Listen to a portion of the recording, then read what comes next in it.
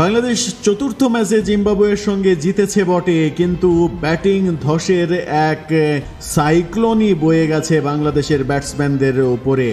মাত্র ৪২ রানে ১০ উইকেটের পতন ঘটেছে। তার আগে ০ উইকেটে ১০১ রান করেছিলেন দুই ওপেনার সৌম্য সরকার এবং তানজিদ তামিম। শেষ ৮ উইকেট পড়েছে মাত্র ২২ রানে।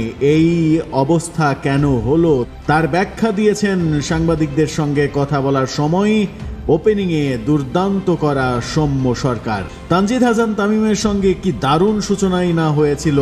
সবাই যখন ভাবছিল ২০০ রান পার হয়ে যাবে আজকে, কিন্তু শেষ পর্যন্ত ব্যাটসম্যানরা একটার পর একটা আত্মাহুতি দিয়ে ২০ ওভার খেলতে পারেনি।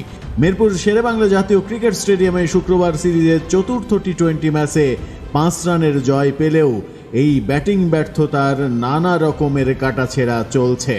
শেষ দিকে বল পুরনো হয়ে যাওয়ায় ব্যাটিং করা কিছুটা কঠিন হয়ে গেছে বলে মনে করেন সৌম্য সরকার। ম্যাচ শেষে ব্যাটিং ধসের ব্যাখ্যায় তিনি বলেছেন, দেখেন, প্রথম দিকে আমি আর তামিম যখন ব্যাট করছিলাম, নতুন বলে একটু ভালো কন্ডিশন ছিল, বলটা ব্যাটে আসছিল। হঠাৎ বলটা একটু পুরনো হয়ে যাওয়ার পর একটু ডবল পেস, একটু আপস ডাউন করছিল। প্রথম দিকে হয়তো সবাই একটু ভুল করেছে, এটা বুঝতেই ভুল করেছে। তবে ব্যাটাররা আর একটু রয়ে শুয়ে খেলতে পারলে ভালো হতে পারত বলেও তিনি মনে করেন। প্রথমে আমাদের দেখে যেমন মনে হয়েছিল উইকেট ১৭০-৮০ মতো। হঠাৎ যখন বলটা একটু পুরনো হয়েছে, বলটা তখন একটু আপস ডাউন স্লো হচ্ছিল। এটা হয়তো সবাই একটু আর্লি গিয়ে অ্যাটাকিংয়ে চলে গেছে আর মিস্টেক করেছে বলেই আমার মনে হয়। বল পুরনো হওয়ার পর ব্যাটিং কিছুটা কঠিন হয়ে গিয়েছিল বলেই মনে করেন সৌম্য সরকার। বলেছেন, বলটা পুরনো হয়ে যাওয়ার পর চেঞ্জ হয়ে গেছে। টি-20 জিনিসটাই প্রতি বলে সিচুয়েশন চেঞ্জ হতে পারে, কিন্তু আমরা ছিলাম যে আমরা যেভাবে খেলছি, তামিম আর আমি পরপর ২ ওভারে আমরা আউট হয়েছি।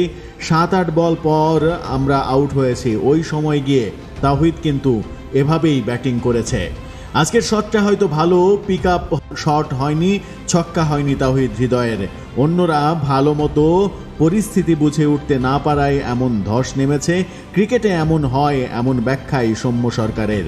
কিন্তু হঠাৎ করে ১০ ওভার পরে বলের কি এমন পরিবর্তন হলো যে মাত্র ৪২ রানে ১০ উইকেট হারাতে হলো, এর ব্যাখ্যা সৌম্য সরকার যেভাবেই ব্যাটসম্যানদের রক্ষা করে দিন না কেন, কোনো ব্যাখ্যাতেই আসলে এটার কষ্ট লাঘব হবে না। বাংলাদেশের ব্যাটিং নিয়ে শঙ্কাটাও দূর হবে না সহজা।